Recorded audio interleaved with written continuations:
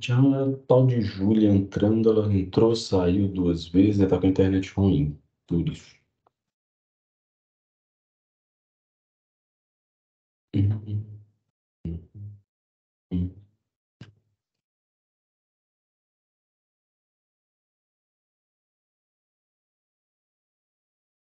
Ô, Eric, eu coloquei no chat, hein? Não sei se você consegue ter acesso, ter entrado depois, esse material que eu acredito que você já recebeu também, né? Para ficar mais fácil, se você quiser abrir pelo seu, acompanhar pelo meu, tá bom? Porque aí fica mais fácil a gente, porque eu estou conseguindo aqui espelhar ele maior, não sei por quê, mas eu acho que dá para a gente enxergar, tá? Deixa eu ver. Ah, Milena, boa noite, tudo bem? Estava só te esperando, Milena, para começar. Deixa eu ver. 7 horas agora. Acho que eu já posso ir começando. Então, Eric Milena, aula particular praticamente. Tudo bem com vocês? Eu sou o Diogo, sou professor de História aqui do CAV, professor do apoio PISM 1. E trouxe hoje uma aulinha de um conteúdo para vocês que é uma aulinha que tema muito forte para PISM, tá? Um tema muito forte para PISM, já tem algum tempinho que não aparece, mas é um tema que eu gosto e que, apesar de ser um tema interessante, um tema forte. Ah, agora já tem todo mundo, depois eu vou apresentar de novo, então peraí. Mari Ribeiro, boa noite, tudo bem contigo? Thalita, como é que você está? Tudo bem? Boa noite. Vou esperar mais 2 minutinhos, que eu acho que vai chegar uma galera agora. Vou esperar 2 minutos, tá? Então, o Eric e a Thalita que estavam aí, vou me desapresentar e daqui a pouco eu volto a me apresentar, tá? Só esperar, então, entrar mais uma galerinha aí, que eu acho que vai entrar 2 minutinhos, mais 2 minutinhos a gente começa. Senão eu vou começar aqui e vai entrando o pessoal. Pronto, 2 minutinhos. Vai lá, então. Ó, eu sou o Diogo, sou professor de História aqui do CAV, João Paulo entrando aí também. Sou professor do apoio PISM 1 e vou ficar com vocês aí nesse revisional. E trouxe uma aulinha hoje para vocês, uma aulinha que particularmente eu gosto muito, um tema muito forte de PISM, um tema muito legal, um tema muito interessante, um tema que está no nosso dia a dia constantemente, por mais que a gente não perceba. E eu trouxe para vocês hoje um tema que, inclusive, eu estou apostando para cair nos PISMs que virão, talvez nesse, talvez no próximo, já tem um tempinho que não aparece, que é o renascimento cultural e científico, tá? Só para a gente entender, porque ele é um tema que o próprio nome, o próprio conteúdo, desculpa, o próprio termo, ele já explica para a gente do que a gente está falando, né? Então, quando eu falo de renascimento, eu estou falando de um nascer de novo, né? Um nascer novamente, né? Ou como eu coloquei no materialzinho que vocês receberam, um revivecer, um nascer de novo, né? Então, quando eu falo de renascimento, o que seria esse nascer de novo? Acompanha comigo esse material que eu coloquei para vocês aí, que eu fiz para vocês, e eu coloquei uma linha do tempo que vai da pré-história até a idade contemporânea. Esse período renascentista que nós vamos trabalhar nessa aula de hoje, inclusive trouxe algumas questões bem legais para a gente trabalhar, que caíram no PISM, inclusive, nós estamos falando de um período da Idade Moderna, né? Um período ali do século XV, XVI, muito forte, que nesse mapinha aí, nessa linha do tempo que vocês estão vendo, seria essa parte vermelhinha aqui, né? Então, nesse período vermelhinho da nossa linha do tempo, temos o período chamado de Idade Moderna, né? E ali teria acontecido o renascimento cultural. Teria acontecido? Não, aconteceu, né? O renascimento cultural e científico. Acompanha comigo o raciocínio. Esses pensadores, que nós chamamos de renascentistas, né? Filósofos renascentistas, artistas renascentistas, pensadores renascentistas, enfim, esse pessoal dizia que a Idade Média foi um período de atraso, um período de trevas, um período que poderia ser muito bem chamado de Idade das Trevas. Cuidado, tá, gente? Esse termo é um termo preconceituoso e que está errado, não se usa. Idade das Trevas foi criado na época para classificar na nossa linha do tempo aqui, ó, essa área em amarela chamada. Desculpa, aí tô confundindo as cores, perdão, pessoal, sou daltônico não, tá? O verdinho é a Idade Moderna, agora que eu vi aqui. Então, a Idade das Trevas seria essa área vermelha chamada de Idade Média. Esse termo está correto, Diogo? Não, não está correto.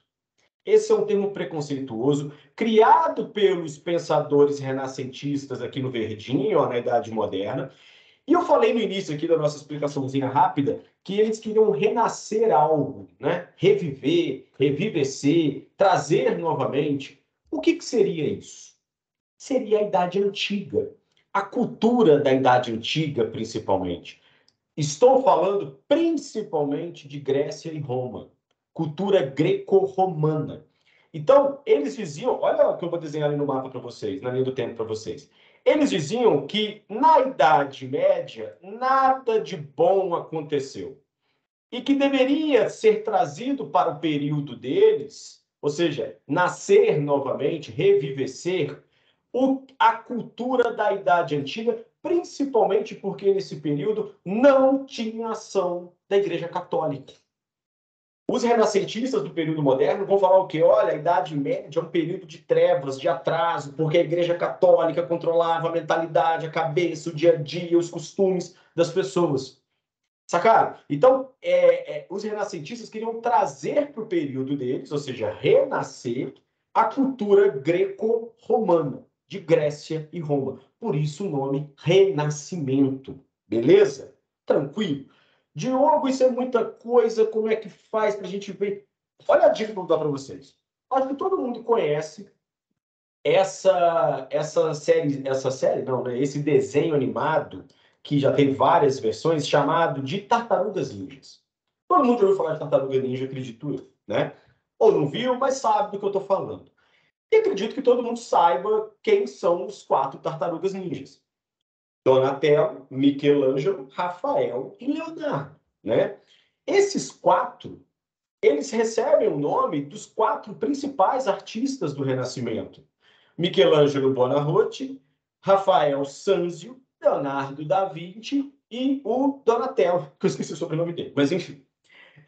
Esses 4 foram pensados dessa maneira, o nome deles.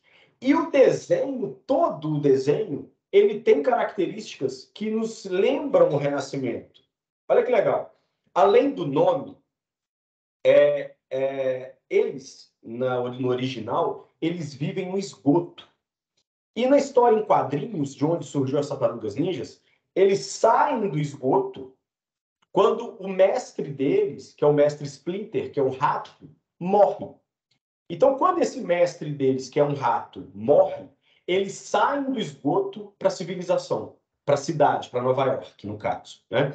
Cara, isso é uma representação da Idade Média e a Idade Moderna. A Idade Média é um rato, lembrem da peste negra, né? Eles saem, quando o rato morre, eles rompem com esse rato que é a Idade Média e largam ele para trás, porque ele está morto, inclusive, e vivem agora uma nova vida, separada desse rato. Olha que viagem. Mas tem a ver. A principal crítica dos renascentistas é a Idade Média, que é a Idade das Trevas, um período de atraso, de ignorância, que a Igreja Católica controlou tudo, e que não sei o que, e para. Quem que é o principal inimigo das Tartarugas Ninjas? É o Demolidor, Destruidor, desculpa, é o Destruidor, que parece o quê? Um cavaleiro medieval, né? Ele é meio samurai, mas com uma armadura toda medieval, de aço e tudo mais, que mostra bem esse contraste, essa oposição entre renascimento e período moderno, principalmente com o pensamento religioso, a Igreja Católica controlando o pensamento das pessoas. Beleza? Tem várias outras, né? Por exemplo, qual que é a comida preferida das tartarugas ninjas? Pizza. De onde surgiu a pizza? Eu sei que foi na China, né? Mas a pizza fica famosa onde? Na Itália. E a Itália, que é o berço do Renascimento, porque na Itália você tem também o berço do Império Romano, né? Proximidade com a Grécia Antiga, que fez, inclusive fez parte de algumas partes ali da Península Itálica, beleza? Então eu coloquei para vocês, eu acho legal a gente fazer esses paralelos com as tartarugas ninjas, porque se der um branco na hora da prova, se der um branco na hora do PISM, você consegue fazer esses paralelos na sua cabeça e eu acho que é interessante da gente guardar. Ok? Alguma dúvida, pessoal? Tranquilo até aqui? Beleza? Podemos partir para um exercíciozinho que eu separei para vocês? De boa, coloquem no chat aí. Quem quiser falar alguma coisa, fica à vontade. Para quem chegou depois, eu sou o Diogo, professor de História aqui do CAV, professor do apoio PISM também. E trouxe hoje uma aula de Renascimento Cultural e Científico para vocês, para a gente trabalhar. Beleza? Posso partir, então, pro exercício? Eu vou abrir aqui no meu celular, porque ele está pequenininho, eu não estou conseguindo enxergar.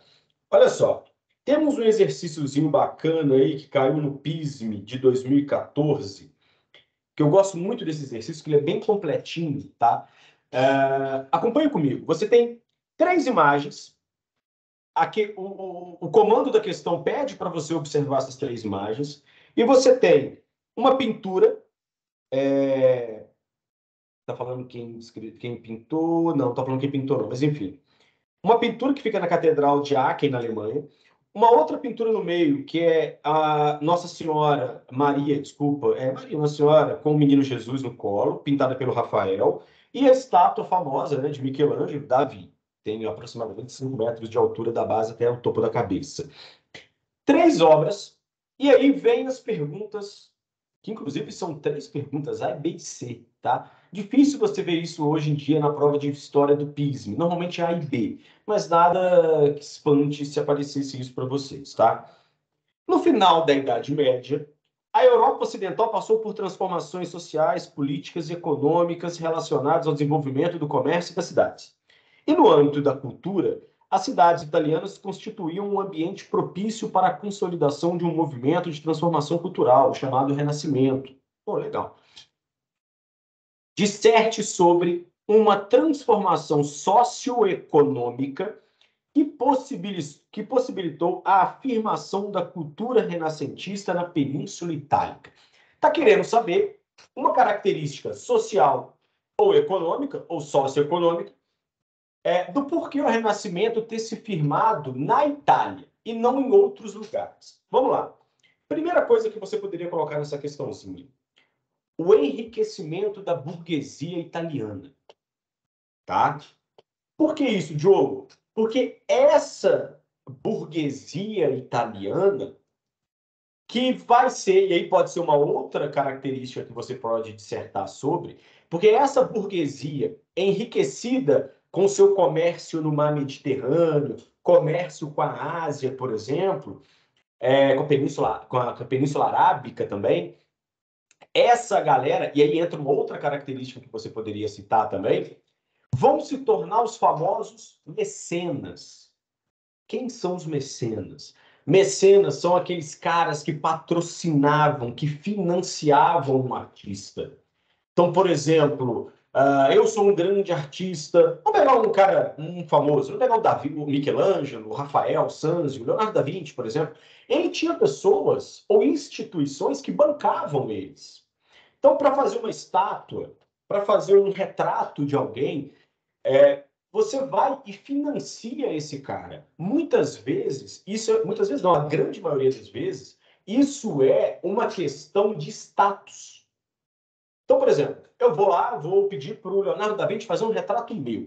Eu pago ele, óbvio, né? Ele vai me cobrar o que for preciso, eu pago, ele faz, beleza. Agora, se eu quiser que ele faça uma obra de arte, sei lá, uma Mona Lisa, né? Ou eu quero que ele pinte a Santa Ceia, igual a Igreja Católica pediu. Para que eu faço isso? Para que eu financio? Cara, status. Atrás, as pinturas não eram assinadas na frente. Então, atrás do quadro, está lá escrito, por exemplo, Leonardo da Vinci, e vai, nas costas do quadro, vai dizer que eu financiei aquela obra. Cara, isso é questão de status. Daqui a pouco tá a Ana Lívia, o Érica, a Isabel, o João Paulo falando, nossa, o Diogo, ele financiou um Leonardo da Vinci. Ele deve ser muito poderoso, o Diogo deve ser uma pessoa muito poderosa, muito rica, não sei o que. Não era uma questão de status. Então, olha só, a ascensão econômica da burguesia italiana, o comércio que era feito com a Península Arábica, ou você pode colocar com a Ásia, enfim, né? Você pode falar também dos mecenas, os financiadores dos artistas, que muitas vezes, por status, bancavam esses caras, tá bom? Então, só aqui, ó, já foram 3 que vocês poderiam trabalhar, ok? Alguma dúvida, Isabel, João Paulo, Ana, Eric, Mari, Milena, Murilo e Thalita? Alguma dúvida nessa letra A do que você poderia elaborar ali? Tranquilo para vocês? De boa? Tranquilo? Se ninguém se pronunciar, vamos embora. Beleza? Então vamos lá. Olha só. Questãozinha. Letra B. A letra B vem assim: cite e analise um aspecto da cultura renascentista que entrava em conflito com os ensinamentos da igreja. Vamos lá, que eu não falei na letra A, mas olha só. A letra A está falando assim: disserte sobre uma transformação. A letra B está pedindo para você citar um aspecto. A Ana Lívia, o Eric, a Isabel ficaram empolgadaços e colocaram 3, 4, 5. Não faz isso, tá, gente? Se pediu uma, é uma. Se pediu para citar, você vai citar e não vai explicar. A B está falando para você citar e analisar. Então você vai citar e você vai elaborar uma explicação em cima dessa citação que você fez. Muito cuidado com isso. É uma. Não inventa moda, tá, gente? Vamos lá. Cite e analise um aspecto da cultura renascentista que entrava em conflito com os ensinamentos da Igreja Católica. Lembrando que a principal crítica renascentista era a Idade Média, que eles apelidaram, perdão, como Idade das Trevas, que por muito disso era pelo fato da igreja controlar a mentalidade da época, controlar as pessoas naquele período, né? O renascentismo também, ele vai criticar a Igreja Católica na época deles. Vão criticar os dogmas da igreja. O que são os dogmas, Diogo? São as verdades que a igreja conta. Adão e Eva, Deus criando o mundo em 7 dias, Arca de Noé, né? Esses dogmas a igreja critica. Explicações com base em fé, em misticismo, o renascentista vai criticar. Exemplo, um terremoto. 1755 tivemos o grande terremoto de Lisboa que destruiu a capital. Os renascentistas explicariam como as placas tectônicas se movimentaram, gerou o tremor e por aí vai. A Igreja Católica explicou como o grande terremoto de Lisboa. Culpa dos judeus. Ponto. Como viram que não pegou muito culpa de judeu, botaram culpa nas bruxas. Depois botaram culpa nos pecadores. Chegaram a botar culpa até em Deus. Falaram que era Deus castigando a população porque estavam pecando demais. Enfim, tá? Então, percebam, né? Temos esses dois lados. Que aspecto que a gente pode falar do Renascimento que batia de frente com a Igreja Católica? Um está aqui, ó. Vou colocar aqui no materialzinho para vocês. Esse daqui de baixo, ó. Eu vou apontar com a setinha aqui, ó. O heliocentrismo e o geocentrismo. A Igreja Católica acreditava que a Terra era o centro do universo. Conhecido na época, óbvio, né? Então, que a Terra ficava no centro, igual está no desenho ali, ó. E os planetas, incluindo o Sol, giravam ao redor da Terra. Vão surgir alguns pensadores renascentistas, como Galileu Galilei, por exemplo, e vão falar assim, não, o correto é o quê? O Sol no centro e a Terra e os outros planetas orbitando o Sol. Cara, o Galileu Galilei foi condenado à fogueira. Ele só não é morto porque ele disse se arrepender do que ele disse e ele é perdoado. Mas ele sabe que ele estava certo. Então, esse modelo do Galileu, dos renascentistas, é o famoso heliocentrismo, tá? Centrismo, centro, hélio, em latim, sol. E vai bater de frente com o pensamento da igreja, que era o geocentrismo. Centrismo, centro, geo, em latim, terra. Viu como é que pelas nomenclaturas a gente consegue diferenciar, né? Então, olha só, uma das características que a gente pode colocar na letra B seria o heliocentrismo em oposição ao geocentrismo. Tem outra, Diogo? Tem uma que eu gosto muito, eu acho que seria até mais fácil para vocês. O antropocentrismo em oposição ao teocentrismo. Na Idade Média, principalmente, se pregava o teocentrismo. Teo, em latim, Deus. Centrismo, centro. Ou seja, Deus era o centro de todas as coisas. Deus era o centro das obras literárias, era o centro das obras de arte, era o centro do pensamento do período, da época, das pessoas, de tudo. O Renascimento ele vem em oposição. Já que ele quer valorizar mais o ser humano, que ele quer valorizar aquela cultura greco-romana, de trazer a cultura greco-romana para o período, o que eles irão valorizar? O ser humano.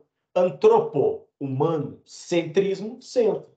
Então, a oposição, outra oposição e conflito, né, trazido contra os ensinamentos da igreja poderia ser o antropocentrismo em oposição ao teocentrismo. Ok?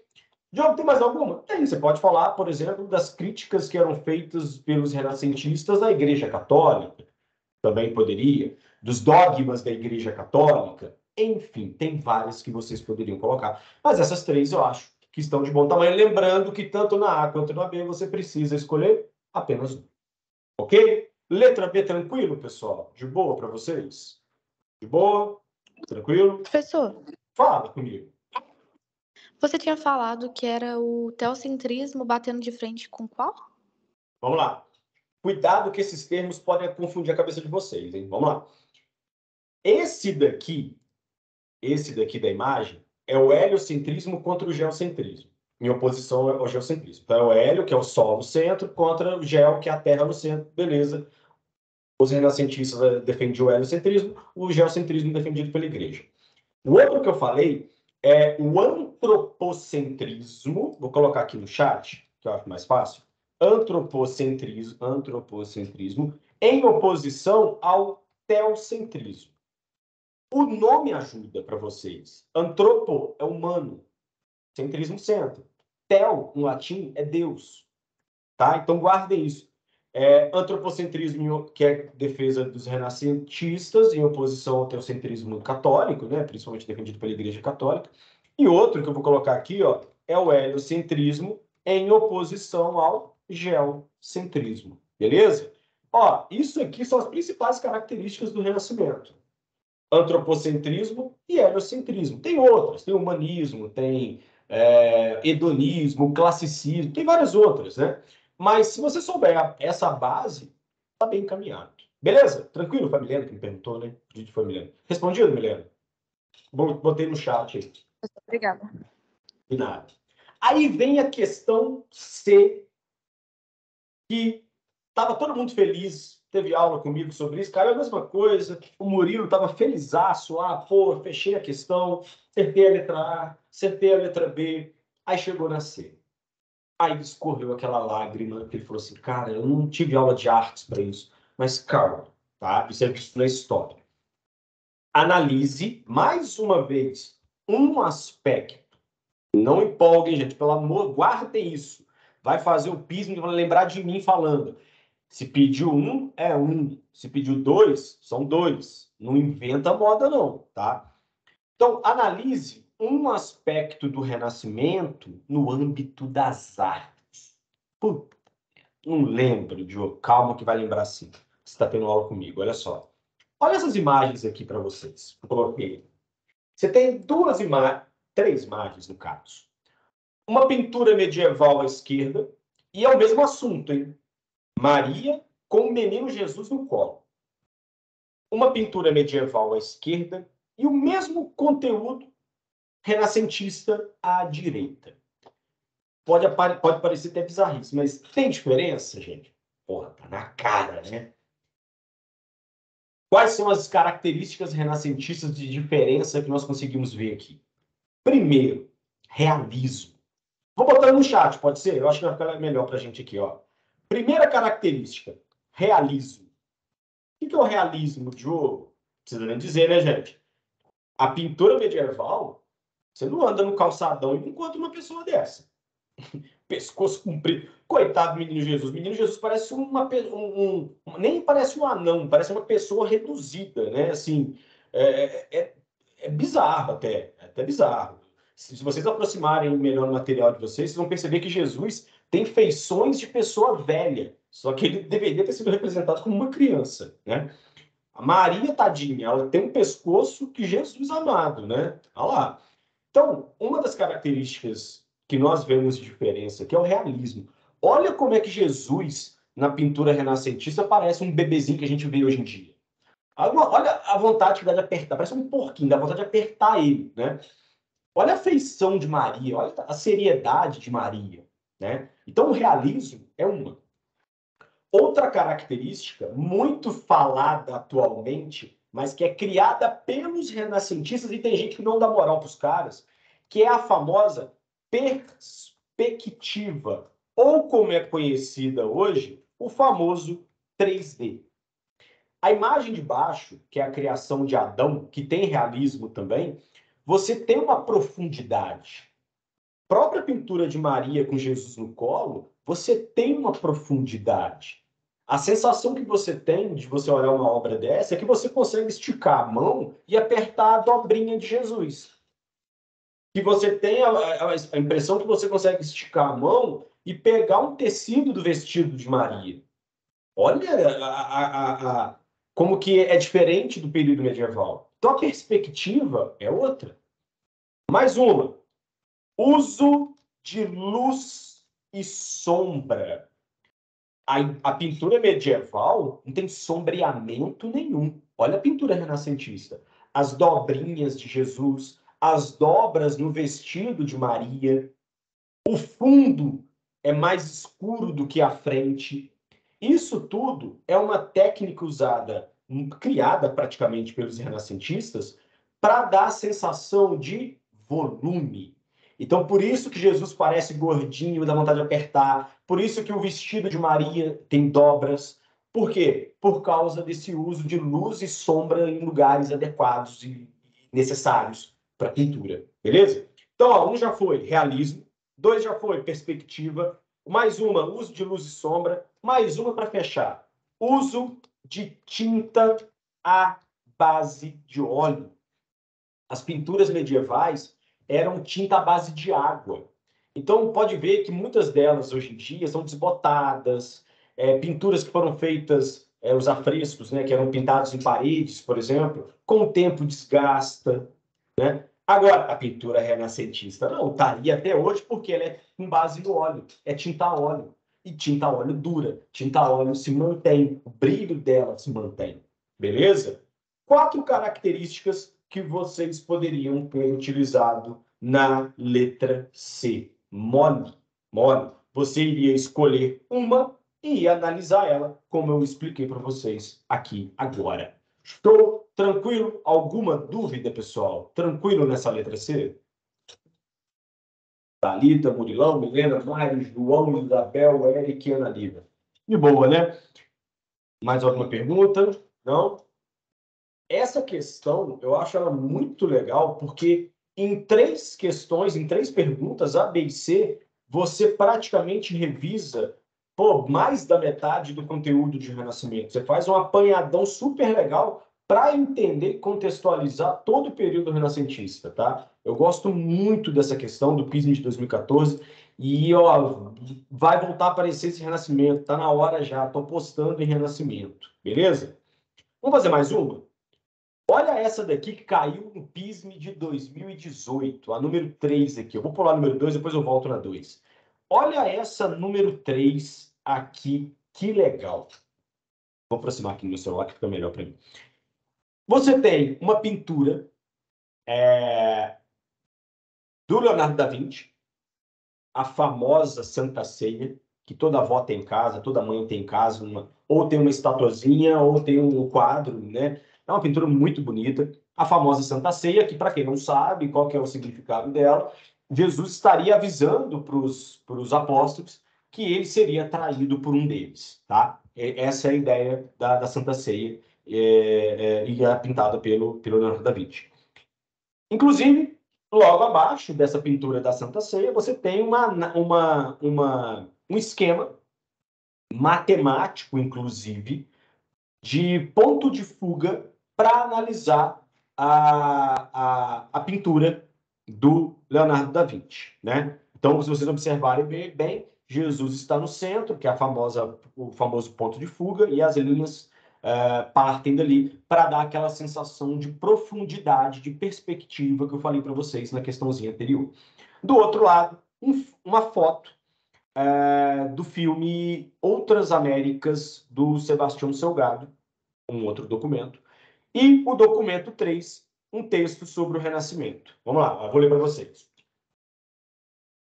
Foi no Renascimento que se sistematizou uma forma de representar o espaço real e tridimensional, acabei de falar para vocês do 3D, partindo de uma abstração matemática que ficou conhecida como perspectiva. Acabamos de trabalhar na questãozinha anterior também.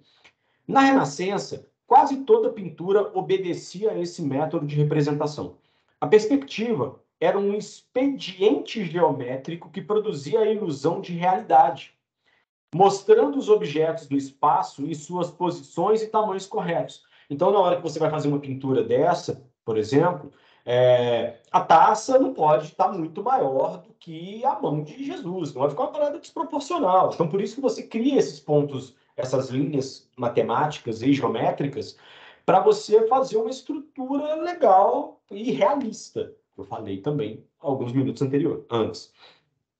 A perspectiva capta os fatos visuais e os estabiliza, transformando o ponto fixo de um observador para o qual o mundo todo converge. Está falando do ponto de fuga dessa primeira imagem. Beleza. Pisme adora isso. E eu adoro o Pisme por causa disso. O Pisme trabalha muito bem os documentos, as fontes históricas. Então, por exemplo, você tem uma fonte que é o quadro, uma fonte visual, né, o quadro, a pintura do Leonardo da Vinci, que está numa parede.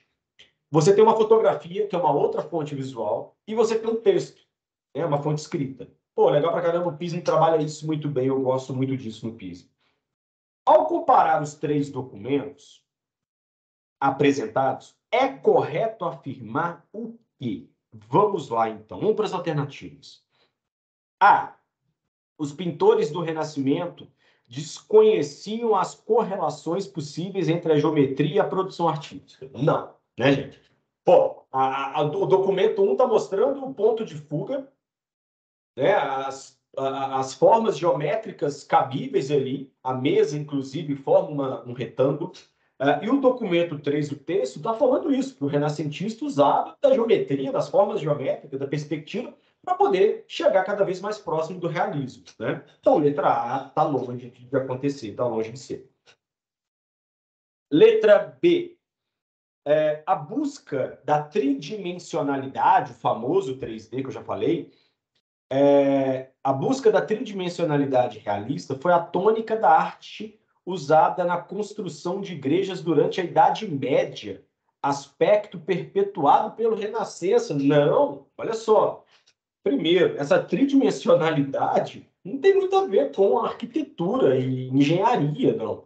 A gente está falando de tridimensionalidade, de perspectiva em obra de arte. Beleza? E isso é uma criação renascentista. A perspectiva na obra de arte, ela é renascentista, não tem nada a ver com a Idade Média. Então, a letra B não pode ser. Vou pular a letra C, hein? Vou para D.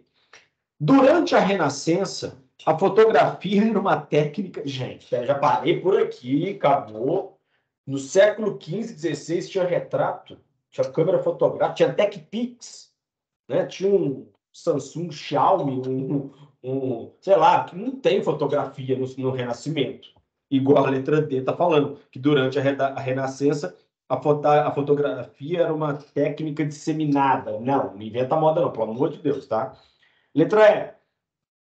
As técnicas utilizadas na pintura de tipo renascentista originaram-se na América. Parei por aqui, nem continuo lendo, já acabamos de falar no início da nossa aulinha hoje, que o Renascimento é uma criação, que ele surge na Itália. Berço do Renascimento é a Itália, né? Por isso eu dei o exemplo das tartarugas ninjas para vocês.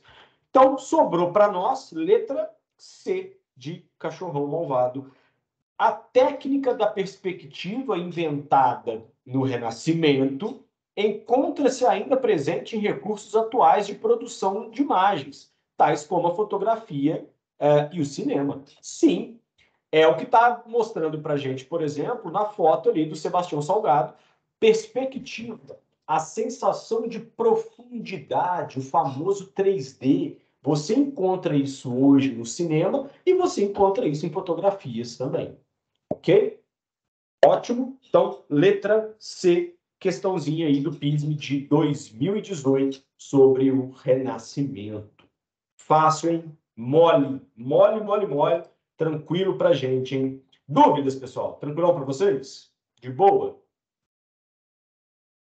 Alguma dúvida? Quem quiser ficar à vontade, liga o microfone, pode falar, manda no chat, o que vocês acharem melhor. Beleza? Tranquilo? Beleza? Então tá. Quero fazer essa número 2 do Enem aqui. Vocês vão chegar lá um dia, né? Para fazer o Enem. E aí, olha só. Cadê? Deixa eu voltar aqui. Olha essa questão, que legal, cara. Mas uma questão que tem uma pegadinha aí. Tá? Tem uma pegadinha aí. Vou ler o texto com vocês, olha só. O garfo muito grande, com 2 dentes, que era usado para servir as carnes aos convidados, é antigo, mas não o garfo individual. Esse data mais ou menos do século XVI e difundiu-se a partir de Veneza e da Itália em geral, mas com lentidão. O uso só se generalizaria por volta de 1750. No processo de transição para a modernidade, ou seja, da Idade Média para a modernidade, o uso do objeto descrito relaciona-se ao quê? Então vamos lá, com calma. Pessoal, olha só que bizarro. Na Idade Média, higiene e bons costumes e hábitos hábitos saudáveis eram algo praticamente inexistente, né? Tá aí a peste negra, a peste bubônica, muito famosa como peste negra, para não deixar a gente desmentir. A higiene era algo que não existia, bons modos não era algo que existia. Tem um relato muito interessante da Idade Média que a mesma faca que você usa para matar um javali é a faca que você usa para matar uma pessoa que te atacou, para atacar uma pessoa que tentou te roubar. É a mesma faca que você usa para limpar as unhas, é a mesma faca que você usa para tirar uma pedra do sapato, e aí você chega em casa, limpa essa faca na roupa e pega uma carne com ela e come. Tá?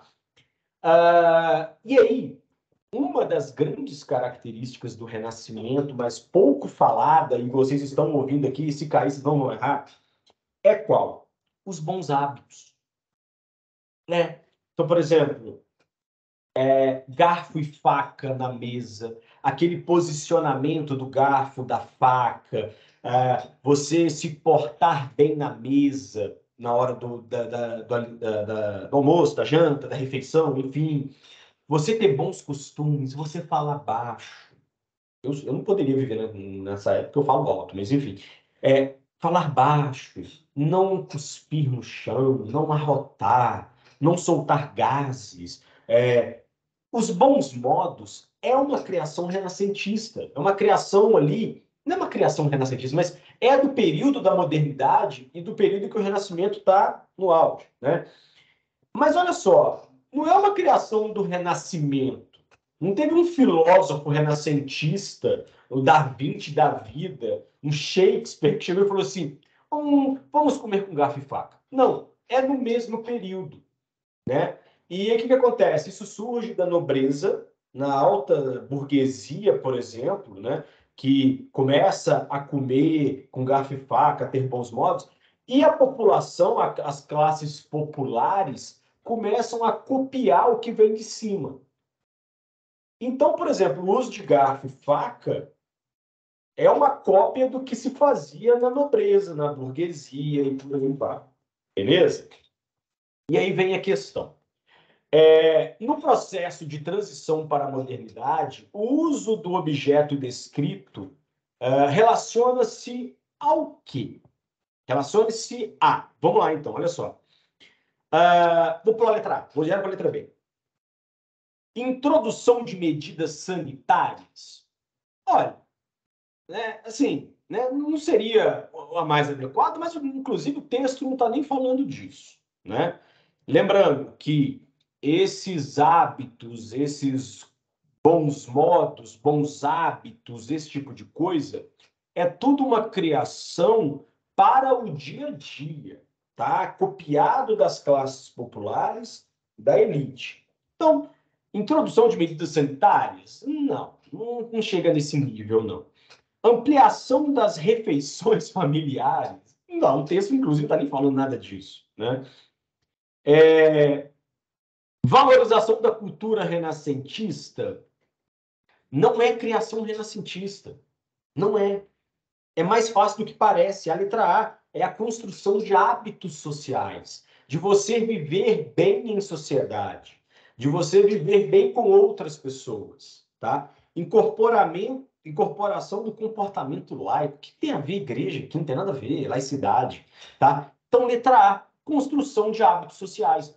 O período da Idade Moderna, acompanhando ali o Renascimento, ele anda lado a lado com os bons costumes, os bons hábitos, a etiqueta, né? O que é a etiqueta? Glorinha Calil, você nem sabe o que é Glorinha Calil, mas enfim, que é a etiqueta, né? Sentar, o garfo tem que estar aqui, não colocar o cotovelo na mesa, mas isso tudo acompanha o Renascimento, não é uma criação do Renascimento. Por isso, não pode ser a letra D falando de valorização da cultura renascentista, e sim a letra A, ok? Beleza, pessoal? Tranquilo até aqui? Não, de boa, beleza? Beleza? Vamos fazer o número 5. A 5 eu gosto dela porque ela tem um resumão de renascimento e dá para a gente trabalhar muito bem aqui. Vamos lá? Tranquilo? Então vamos. Olha só. Número 5. Considere com atenção as seguintes proposições sobre o humanismo e o renascimento. Então vamos lá.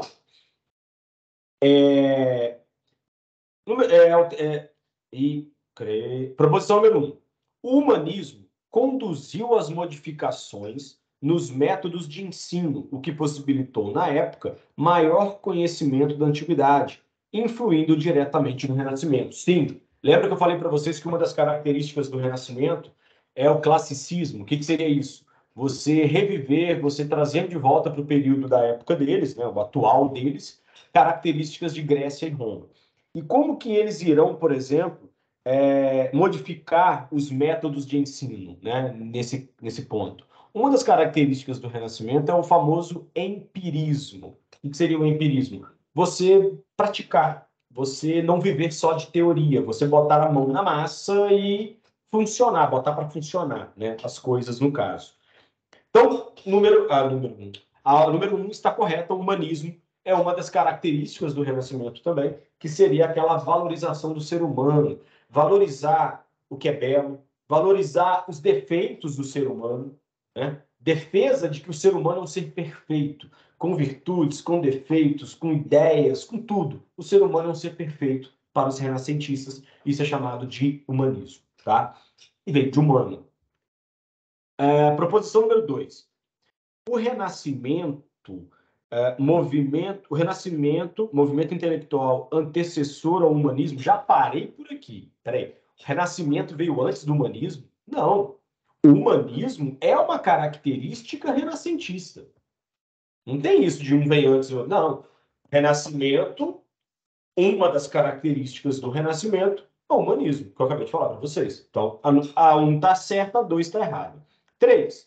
O misticismo e o antropocentrismo constituíram-se características marcantes do humanismo. Opa, peraí. Antropocentrismo, ok. Misticismo? Sabe o que é misticismo? É você ter crença no místico. Para o renascentista, o catolicismo é misticismo. A crença em um filho de Deus é misticismo. A crença em uma arca gigante, igual a Arca de Noé, é misticismo. Adão e Eva, misticismo também. Então, antropocentrismo é característica. Misticismo, não. Beleza? Não é característica renascentista. Proposição 3 está errada. Diogo, quer dizer que os renascentistas eram ateus? Não todos, né? Tem que pesquisar, mas estou para dizer que nem a ideia de ateu existisse na época, né? Da Vinci a gente sabe que é um cara que era bem contra a Igreja Católica e que dá a entender que não seguia e nem gostava. Agora, outros artistas eram católicos. Rafael Sanzio era católico, Michelangelo era católico, enfim, outros mais. O que o renascentista vai defender é tipo assim, religião lá, um pensamento científico aqui e cada um na sua, tá? Então, 3 também está errada, né? 4. A ascensão da burguesia, enriquecida pelo comércio e interessada em contestar os valores projetados pela Igreja, juntamente com a presença da nobreza feudal europeia, constituíram-se em bases do movimento renascentista. Falei no início da nossa aula. Essa burguesia, com apoio e aliada a essa nobreza, por exemplo, que está em ascensão nessa transição da Idade Média para o período moderno, começam a contestar o poder da Igreja. Por que eu não posso fazer isso? Por que eu não posso ir lá? Por que eu não posso comer isso? Ah, porque é pecado. Ah, porque se eu for lá, eu vou para o inferno. Ah, porque se eu fizer isso, eu vou para o inferno. Então, essa burguesia e essa nobreza em ascensão começa a criticar esse poder da Igreja Católica. Mas por que vocês têm tanto? Por que vocês estão controlando isso? Né? E essa burguesia e essa nobreza em ascensão estão muito ligadas com a ascensão do Renascimento na Itália. Beleza? Então, 1 e 4 até agora corretas. Vamos ver o número 5.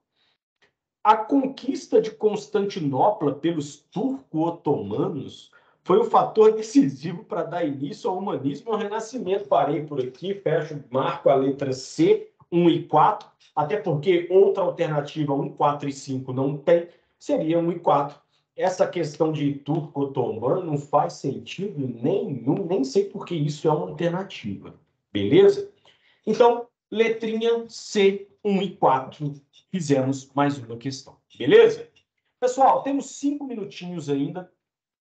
Dá tempo, eu acredito, de fazer pelo menos mais alguma questãozinha aqui. Alguma pergunta? Alguma dúvida? Querem perguntar algo? Quer que volte em algo aqui, nesses 4 minutinhos agora que restam? Tranquilo para todo mundo? Beleza?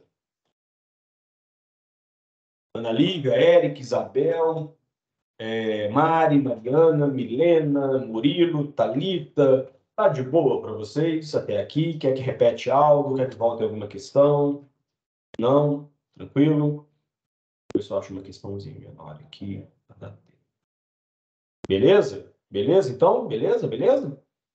Ó, essa número 6 aqui, não sei se vai dar tempo, acho que dá. Olha a número 6 aqui, vamos fazer ela por último aqui. Leia o trecho de uma carta. Tá, vamos ler o trecho dessa carta. À noite, eu retorno à minha casa e visto-me com gala real e pontifical para conviver com homens da antiguidade greco-romana. Recebido por eles com afabilidade, eu os interrogo sobre os motivos e as razões de suas ações e atitudes, e eles, em virtude do seu humanismo, respondem-me com atenção.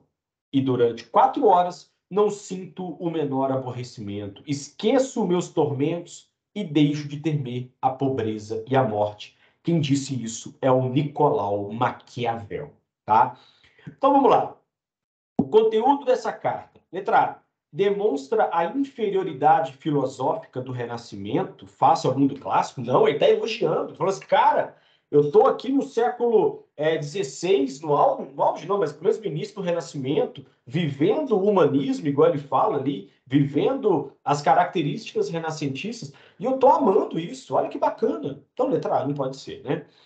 Letra C, comprova a presença no Renascimento do teocentrismo. Não, o teocentrismo é Deus no centro das ideias. Ele está fugindo aqui, ele nem fala disso. E o Renascimento é o oposto ao teocentrismo, né? D, atesta o descompromisso do Renascimento para com o momento histórico italiano. Não. Primeiro, o texto não me apresenta nada que diga isso, né? Que está um descompromisso do Renascimento com o momento histórico da Itália. Pelo contrário, está enaltecendo, né, essa cultura renascentista. Letra E.